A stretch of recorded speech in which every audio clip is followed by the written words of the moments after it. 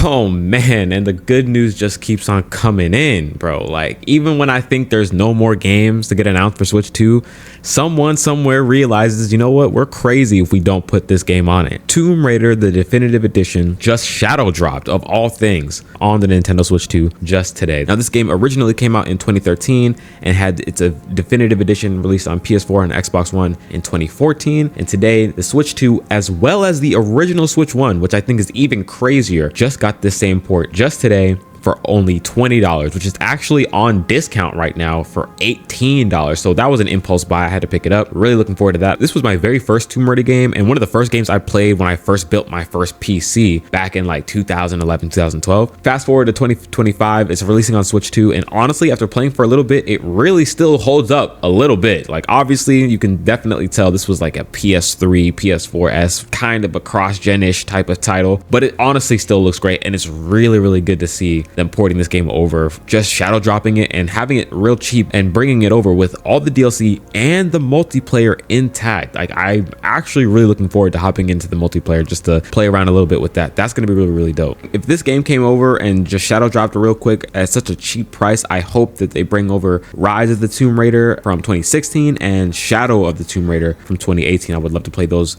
as well. Between Hyrule Warriors, Kirby Air Riders literally in 2 days, Tomb Raider that just dropped, Assassin's Creed Shadows coming out December 2nd, System Shock coming out sometime this year, Red Dead 2 getting a Switch 2 update on the same day as Shadows, and Metroid Prime 4 that Thursday, 2 days later. Like, there's, oh my god, my pockets are going to be empty. Like, I genuinely can't do anything for anyone this Christmas. Like, these holidays are not going to be for anyone but myself, because there are just way too many games dropping and I gotta be copping. Like, I'm not missing out on nothing. I don't give a damn. But real quick, please, if you enjoyed the video, please hit the like button, hit the subscribe button. I would greatly appreciate you, and I thank you for sitting here and listening to me speak on this. I appreciate you, dog. So I know this is an older game and everything, but you really are going to start seeing a lot more third-party stuff coming over to Switch 2. Clearly, a lot of publishers are seeing that the Switch 1 was a huge success. Switch 2 is also going to be one, but this is not a time for them to be dragging their feet. This is not the time for them to be skipping over the console. They know that they need to be proactive in terms of getting their games, getting their titles and their IPs on this Nintendo system, the Switch 2.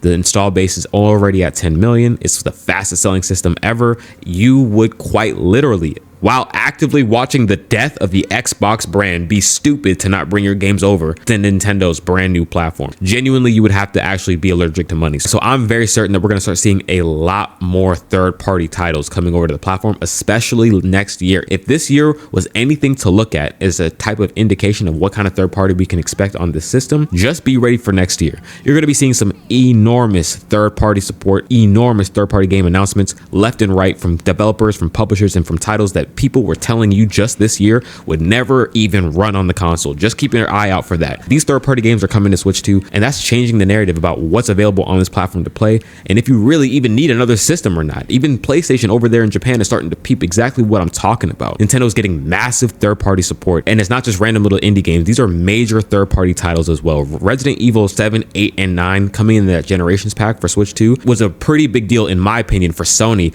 to see how much support Capcom is putting behind the Switch 2, especially when it comes to their flagship Resident Evil title that has traditionally and usually only been really heavily promoted behind the Sony brand. It's completely changed. They're seeing what Square Enix is doing, moving over and getting out of bed with them and putting their games everywhere, putting great versions of these games everywhere, including the Switch 2. The recent Dragon Quest games to come out, they're seeing how the Switch version is selling 250,000 and the Switch 2 version is selling damn near just as much as on their system with half the install base. They're not dumb, they're not blind. That Japanese state of play was for a reason. Them making that PS5 system Japanese only, dropping the price and releasing it in Japan only, they came out to say that that was a direct response to Nintendo's current position in the Japanese market and how they've damn near almost bullied them out completely. All y'all that sit here and say Nintendo's not in competition with PlayStation, PlayStation's not in the competition with Nintendo, they're in a completely different league, and that's why they're the market leader, you're full of shit. Because Sony themselves sees Nintendo as major competition for them to pay attention to and to cater around. That's why you're seeing them make the decisions that they're making with these PlayStation showcases. They got that because of Nintendo Directs. They make a Japanese PlayStation only system because they realize how smart that was for Nintendo to do. And at this point, we're talking about a PS6 that's a handheld hybrid console because they're seeing the success of the Nintendo Switch. I'm so sorry, market leaders don't constantly follow other companies. So you know what that tells me?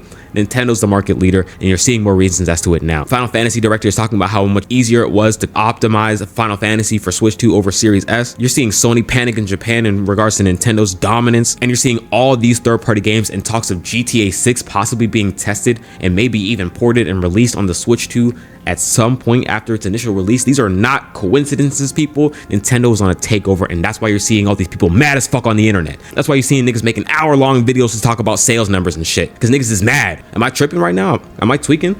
I just feel like we're doing nothing but winning. There's just so many games to play right now, and you know what? That's all that matters at the end of the day. There are games to play. So let me know what you guys are playing. Let me know in the comment section below. I appreciate y'all so much for listening. Thank you. Appreciate you. And I'm gonna catch y'all in the next video. Peace out.